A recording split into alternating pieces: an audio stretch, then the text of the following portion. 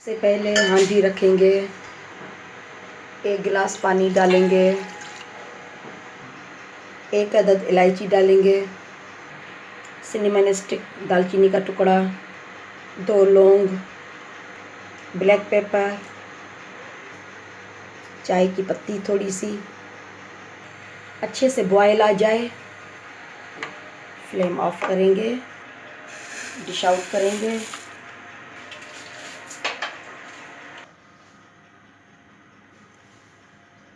Flu कफ remedy तैयार है।